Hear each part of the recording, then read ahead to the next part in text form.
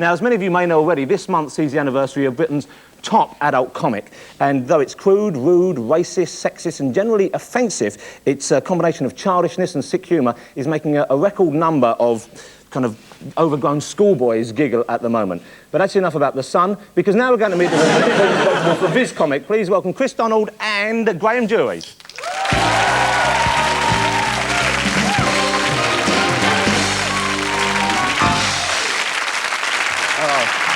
My voice is gone, I'm afraid.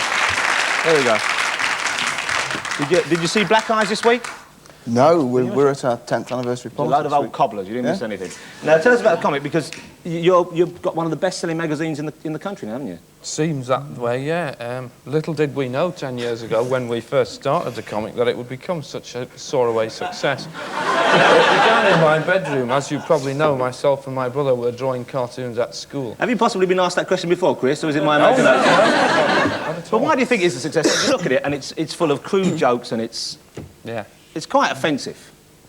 Oh, I don't know. I mean, what's offensive? I mean, bits of it probably to some people, but... well, that's offensive. Bits of it to some people. Well, we're not like the fat slags are pretty offensive, aren't they? You know. And, we're not competing with the Reader's Digest for our audience or anything like that. So, I mean, the sort of people who read our comic, they're broad-minded, fun-loving, 18 to 30 people. Yeah, I suppose so. But, I mean, why do you think it's such a success, though, apart from the fact that it appeals to 18 to 30-year-old cretins? I mean, apart from that, what do you think is the success? Why? Because it is, I suppose, it spoofs old comics, but what is it that people find amusing? It's probably that there's nothing like it, you know, since it came on, you know. Nothing like it before, so... there's nothing else on the market. Nothing else on the market. Okay, I'll move on to a decent question, shall I, fellas? Okay, and I know you had a party this week to celebrate its 10 years. Yeah. So how did you... I was invited to that, thank you very much, couldn't make it, but on the ticket it said top entertainment on offer, top cabaret. What actually was there for people to enjoy? We had Keith Chegwin on video. And we had Shaky's voice on a tape. Stevens on tape from Singapore. Are you still big on Shaky? Because that was an obsession for a while, wasn't it? Oh, it still is. Yes, still is. Shaky's got a great single coming out next year. Unfortunately, not for Christmas, but I Might it's called, and it's well worth going into your shops and buying in January or February, I think. So why Shaky? What is it about Shaky like? He's a great family entertainer. I mean, he's rock and roll all rolled up into one little concise package. One beautiful package. Yeah. I mean, your granny likes him, your kids like him, the whole family like him. What about the future of you? Because I know we're jumping ahead, but do you think you'll still be doing this in 10 years' time? Can you still be making jokes about big underpants in 10 years' time? Oh, I can't see why not. I mean, who knows what's going to happen in 10 years? I mean, we might go home tonight and get knocked over by a bus. Or something. That's very profound, Graham. Thank you for sharing that with us. Well, probably. We haven't got any plans to stop doing it straight away. Because the empire's expanding, isn't it? I know you've got quite flash offices in Newcastle now, I should imagine, because you have a receptionist and everything. And you're going to sell the magazine abroad. Is it going to America? No, a few went to America, but they don't seem to understand it, really. They came back quickly. Yeah. Going to Australia, there's an Australian edition. No, that does surprise me. Well, they've got a sophisticated sort of sense of humour out there. In line with the sort of stuff that we're producing at the minute. So we're hoping for big sales in Australia. Now, Graham, I know that you personally are responsible for the very popular new characters, the Fat Slags, that we mentioned earlier. Yeah, me and Simon Thorpe, who's one of the artists as well. Now, where did you conceive them? Oh, you've just got to sort of wander around Newcastle about 10:30 on a Friday night. Well, not necessarily Newcastle, but in any city in the country, and you'll come across hordes. They're always in gangs, they're never on their own. No, you said that it's not offensive, but it is offensive, isn't it? Well, I don't know. I mean, I've seen... If you were a fat slag, you'd be offended. Oh, therein lies the joke, you see. I mean, nobody's going to come out and say they're offended because it's like admitting that they're a fat slag in that. We've seen sort of dozens of them around Newcastle with the T-shirts on, so they can't be that bothered, really. You've got to stand on a few toes, occasionally. But you've got to upset one person to make, like, 100 people laugh, probably. Probably. Probably. What about another recent character, Millie Tant, the feminist? Yes. Well, guilty. Yeah. Well, no, she's obviously based on perhaps real-life characters you might see around. Once again, do you think that's really worth spoofing, or...? Well, yeah, because, I mean, it's a character a stereotype that a lot of people recognise. And actually, it's the militants who are complaining about the fat slags. It's quite ironic.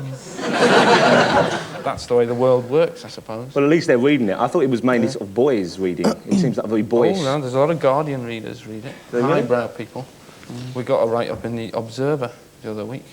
No, but there's Not like... a very good one. But... Not a very good no, we sell a lot of comics to sort of professional people as well as like younger people, to doctors and solicitors and what have you. Well, that's reassuring, isn't it? Yeah. Oh, yes. Are your characters based on, are any of them based on real people? I mean, I know they're based on stereotypes, some of them, but... Well, a lot of them are based on my big brother Stephen, who's in the audience, actually. No, one of them is. And the guy sitting on his own at the back there, you mean? Now, Mr. Logic was sort of inspired by him. A lot are inspired by real people, but then none of them are actually sort of supposed to be real people. Postman Plod was inspired by a bus driver. Chris saw a bloke driving this bus and he was really nasty to old people, and he thought that'd be a good idea for a character, but he couldn't draw buses, so he turned him into a postman. I can't draw letterboxes either, but I'm not funny.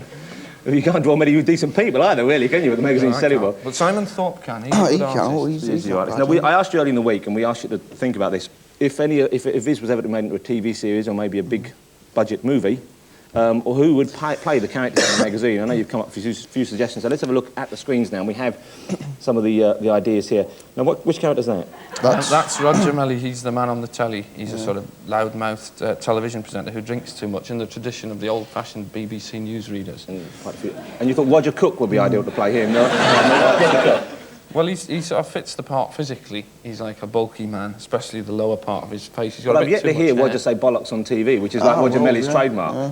Well, I'm sure he does say it in private. He's got a little bit too much hair, though. It's a pity that he didn't have a sort of Robert Robertson haircut. Yeah. He's got a few strands over the top. That's more attractive than it, certainly. Let's have a look at the next one. Who do we have?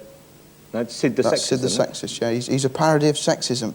It's a parody. You're not celebrating it, you're parodying it. You're parodying sexism, that's right. And who would play Sid, I wonder? Well, it's coming up now after interminable length of time. This was pointed out by a reader of Q magazine who... Well, that's Kevin Rowland, of course. Yeah. Of course, it's surely just a physical resemblance. I'm sure he's actually not... Well, actually, doubtless. Since then, he had a new haircut, did Kevin Rowland. I'm a big fan of Kevin's and his new haircut, but that made him look a lot like Sid the Sexist, his latter haircut. Yeah, not that one. Very attractive chap. Let's have a look at another one. Who have you got there?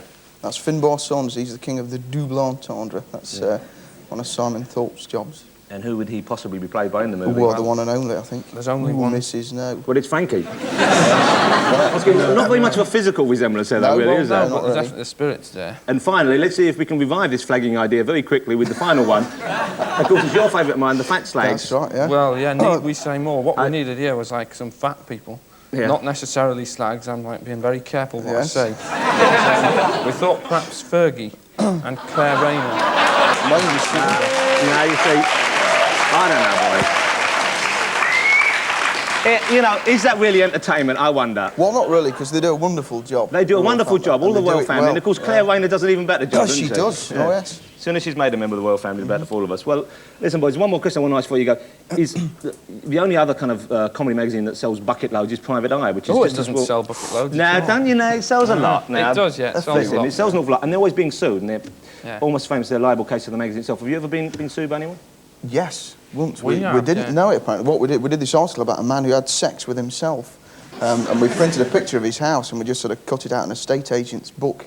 And the bloke who actually owned this house, he bought it a few months later. He phoned up and claimed he'd never had sex with himself. He wanted 50 grand, but we had an out-of-court settlement and he settled for 100 quid. There you go. £100, that's worth about 3 wanks, I suppose, isn't it? Listen, it's been a lot of fun talking to you, and we've already started on a very low level this evening on the show, so thanks for coming in, and see you again soon. Right, The boys from Deinterlacer. Comedy.